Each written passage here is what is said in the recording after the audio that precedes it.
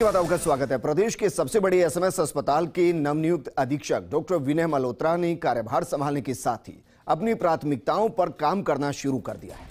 मल्होत्रा ने आज अस्पताल के प्रशासनिक टीम के साथ बैठक की। इस दौरान अधिकारियों के अस्पताल के प्रबंधन को लेकर फीडबैक भी लिया, साथ ही साफ संदेश दिया कि उनकी काम की प्राथमिकता में सफाई व्यवस्था में सुधार, पुख्ता सिक्योरिटी और क्राउड मैनेजमेंट रहेगा।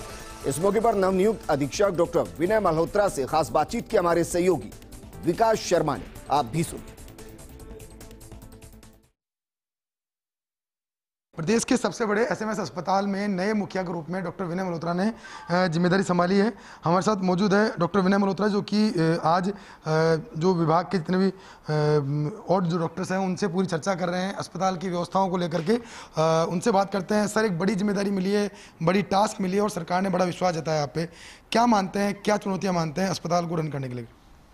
जैसे कि अभी पूरी टीम से हम लोग डिस्कस कर रहे थे, सबसे बड़ी चुनौती एक तो आपने खुद ही कहा कि देश का ये सबसे बड़े अस्पतालों में से है, तो पब्लिक का रश का जो मैनेजमेंट है, करीब 8 से 10 हज़ार डेली का जो ओपीडी है, उसके साथ में 3-4 अटेंडेंट हैं, तो 40 से 50 हज़ार लोगों का डेली फुटफॉल है।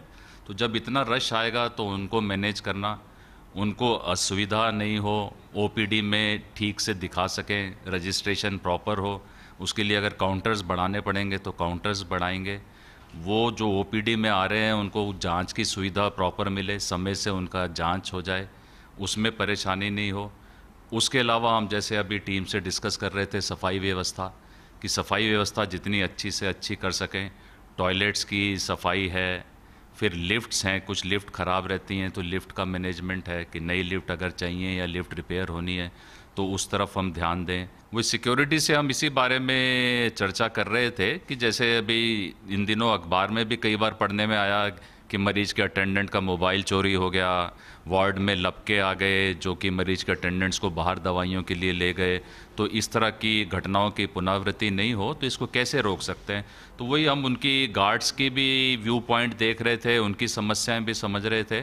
उनका ये कहना था कि एक नंबर ऑफ़ एंट्री पॉइंट्स बहुत ज़्यादा हैं हॉस्पिटल में, तो नंबर ऑफ़ एंट्री पॉइंट्स को कर्टेल किया जाए, हर एंट्री पॉइंट के ऊपर अपन गार्ड रख सकें, क्योंकि अब एसएमएस हॉस्पिटल का विस्तार काफ़ी हो गया। तो जैसे बता रहे थे कि भी गार्ड्स को हॉस्टल में भी ड्यूटी करनी पड़ती है, मेडिकल कॉलेज में भी करनी पड़ती है, धनवंतरी में भी करनी पड़ती है, ट्रॉमा हॉस्पिटल में भी करनी पड़ती है, और राउंड द क्लॉक इनको कई शिफ्ट्स करनी पड़ती हैं। पिछले कुछ दिनों से प्रिंसिपल साहब के लेवल पे भी, कॉलेज में भी इसको लेके लगातार मीटिंग होती रही है।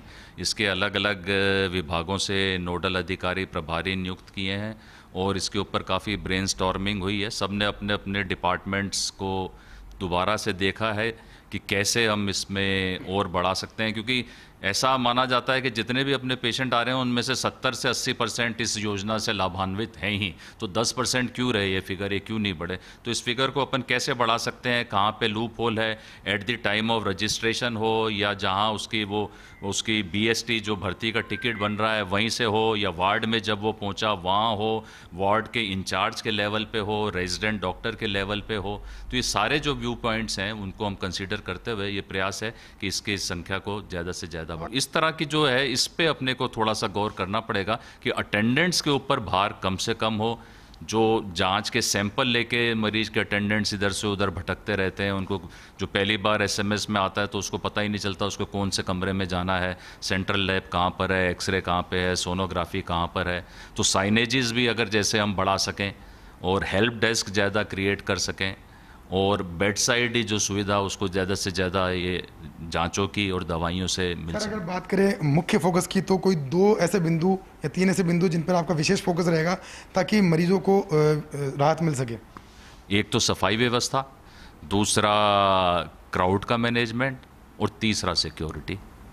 ये थे हमारे साथ एसएमएस अस्पताल के अधीक्षक, जिन्होंने बताया कि उनकी क्या 3 प्राथमिकताएं हैं। साथ में उन्होंने बताया कि नर्सिंग केयर को विशेष फोकस दिया जाएगा ताकि मरीजों को जो कह सकते हैं राहत मिल सके, बेड साइड पर उनको सुविधाएं मिल सके। कैमरा पर्सन पवन के साथ विकास शर्मा, फर्स्ट न्यूज़ जयपुर।